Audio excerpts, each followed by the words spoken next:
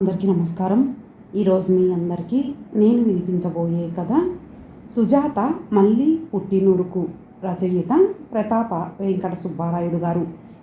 ఇక కథలోకి వెళితే, సుజాత న్యూజెర్సీ నుంచి ఫ్లైట్లో హైదరాబాదుకు వచ్చి హోటల్ రూమ్లో ఫ్రెషప్ అయి రాత్రి క్యాబ్లో సివిఎస్కి చేరుకొని భీమవరం వెళ్ళే బస్సు ఎక్కి కూర్చుంది. ఇక్కడి భూమి మీద దిగినప్పటి నుంచి మనసులో ఏదో తెలియని మధుర భావన. 15 నిమిషాల తర్వాత బస్సు బయలుదేరింది. కొద్ది దూరం ప్రయాణించాక డ్రైవర్ బస్సులోని లైట్లు ఆర్పేశాడు. ఎల్సిడి టీవీలో ఏదో కొత్త సినిమా నడుస్తోంది. సౌండ్ అస్సలు వినిపించడం లేదు. కేవలం బొమ్మలు కదులుతున్నాయంతే. సుజాత కిటికీలోంచి బయటకు చూపు సారించింది.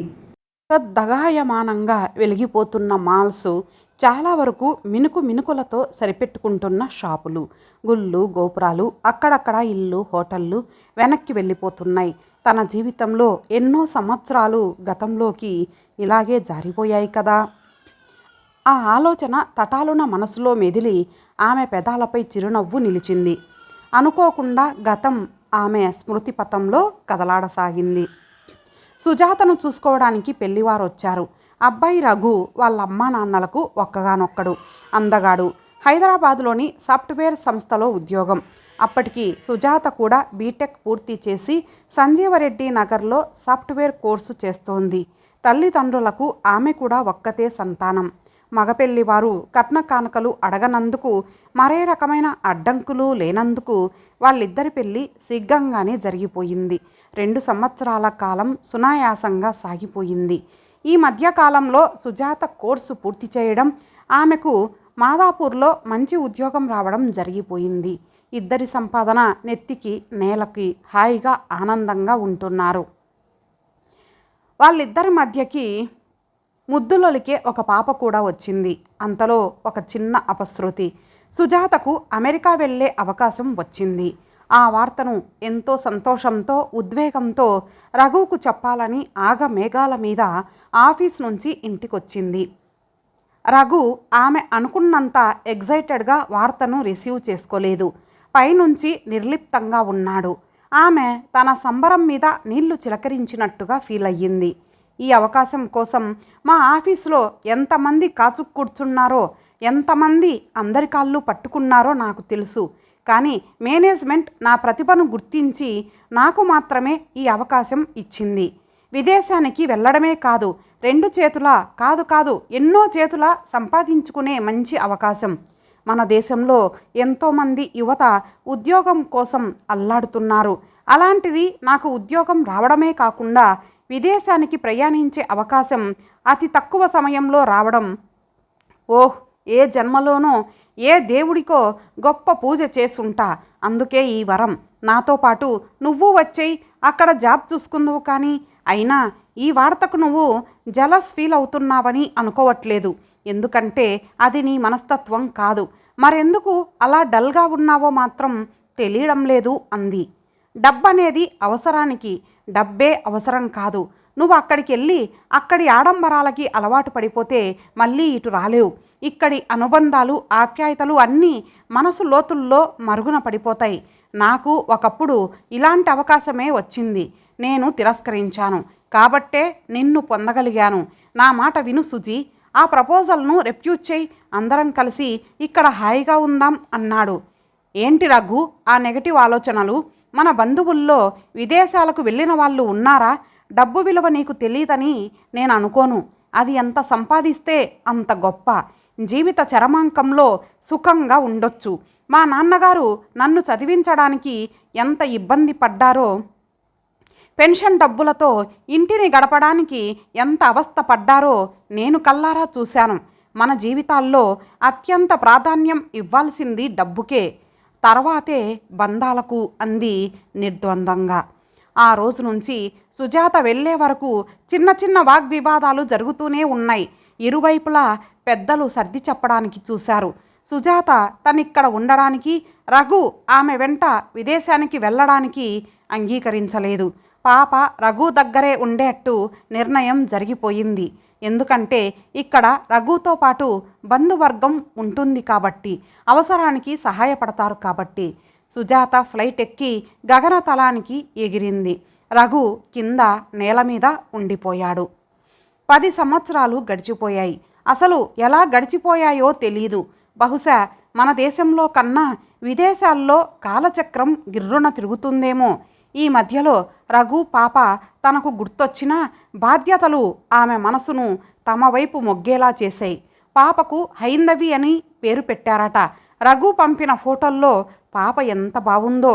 ఇక్కడ రఘు జాబ్కు రిజైన్ చేసి సొంత ఊర్లో పిల్లలకి ట్యూషన్స్ చెబుతూ తన తల్లిదండ్రుల్ని అత్తమామల్ని దగ్గరుండి జాగ్రత్తగా చూసుకుంటున్నాడు. ఎందుకో ఆమెకు ఈ మధ్య తరచూ తన ఊరు తన వాళ్ళు గుర్తు రావడం మొదలెట్టారు. సుజాత ఇక తన ఊరు వెళ్ళిపోదామని నిర్ణయం తీసుకొని స్వదేశానికి బయలుదేరింది. బస్సు భీమవరం చేరుకుంది. బస్సు దిగిన ఆమెని రిసీవ్ చేసుకోవడానికి రఘు బస్టాప్కు వచ్చాడు. రఘులో అప్పటికీ ఇప్పటికీ మార్పేం లేదు. పక్కన ఉన్న తమ పాప పరికిణీ ఓణీలో అందాల బొమ్మలా ఉంది. ఆమెని చూడగానే సుజాతలో మాతృత్వం పొంగి పొరలింది.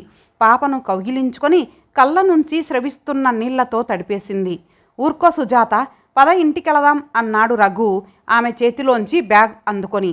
అతని చేయి ఆమె చేయి పాప పట్టుకొని ఇంటిదారి పట్టి వెళుతుంటే చూడముచ్చటైన కుటుంబానికి ప్రతీకలా ఉన్నారు. పెంకుటింట్లోని తమ ఇంటికి ఆమెని తీసుకొచ్చాడు.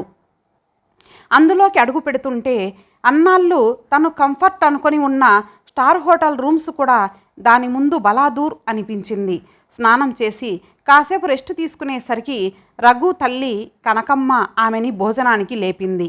అప్పటికే అందరూ అరిటాకులేసుకుని కూర్చున్నారు. వేడివేడి అన్నం, ఆవకాయ, పప్పు, పేరిన నెయ్యి, దొండకాయ వేపుడు, ఆవ పెట్టిన వంకాయ కూర, ముక్కల పులుసు, మునక్కాడల చారు, గడ్డ పెరుగు. ఓహ్, ఒక్కటేనేమిటి, పొట్ట తనిక సరిపోనని మొరాయిస్తున్న నోరు కట్టుకోలేకపోయింది. భుక్తాయాసంతో లేచి 4 ఒక్క పలుకులేసుకొని కుర్చీలో కూర్చుంది. అక్కడికి వచ్చి కొద్ది దూరంలో గోడ కానుకొని నుంచున్నాడు రఘు. ఏవండి, మీరు అన్నట్టు మనిషికి డబ్బు అవసరమే కానీ డబ్బే అవసరం కాదు. మీరు ఇక్కడ అందరి సమక్షంలో గడిపిన విలువైన జీవితం ముందు విదేశంలో నేను గడిపిన ఒంటరి జీవితం వెలవెలబోయింది. నేను వెళుతున్నప్పుడు అరచేతుల్లో ఒదిగిన పిల్ల నేను అచ్చటా ముచ్చటా చూడకుండానే నా భుజాల దాకా ఎదిగింది. ఇల్లాలిగా, తల్లిగా నేను చాలా కోల్పోయాను. నా మూలంగా మీ జీవితంలోనూ సుఖము శాంతము లేకుండా పోయాయి. ఇప్పుడు నేను సంపాదించిన డబ్బు నేను కోల్పోయిన కాలాన్ని నాకు ఇవ్వలేదు అని ఏడ్చేసింది. జరిగిందేదో జరిగిపోయింది సుజీ, ఇప్పటికైనా వచ్చావు. ఎప్పటికీ మార్పు రాక అక్కడే అతుక్కుపోయిన ఎంతోమంది కన్నా నువ్వు నయం. జనని జన్మభూమి అని ఎందుకంటారో తెలుసా సుజీ? మనల్ని కడుపులో పెట్టుకుంటుంది కాబట్టి. మనుషుల అనుబంధాలే కాదు, ఇక్కడి పరిసరాలు, రుచులు మనల్ని కట్టిపడేస్తాయి. ఈ జన్మకు ఇవి చాలనిపిస్తుంది. నేను హైదరాబాదులో ఉన్నప్పుడు జ్వరం వస్తే జిహ్వకు రుచిగా కాస్త నిమ్మకాయ ముక్క నాలుక్కి తగిలితే బాగుండును అనుకునేవాణ్ణి. ఫ్రెండ్స్ అందరం హోటల్కి వెళ్ళి బిర్యానీ తింటే మళ్ళీ ఇంటికొచ్చి మా అమ్మ పెట్టించిన ఆవకాయ వేడన్నంలో నెయ్యి వేసుకొని తిని పడుకునేవాణ్ణి. అమ్మ ఒడిలో ఆదమరిచే సుఖం ఎంత మెత్తటి పరుపులున్నా ఆ మంచం మీద పొందగలమా? డబ్బుతో అనుభూతులు కొనలేం సుజీ. రోజు అమ్మా నాన్నలతో, తెలిసిన నలుగురితో 4 మాటలు మాట్లాడితే కానీ మనసు ఉండబట్టేది కాదు. నువ్వు వెళ్ళాక ఇక అక్కడ ఉండలేక ఈ ఊరు వచ్చేశాను. స్వర్గం అనేది చనిపోయాక మనం చేరాలనుకునేది కాదు, బతికుండగా ఇక్కడ అనుభవించేది.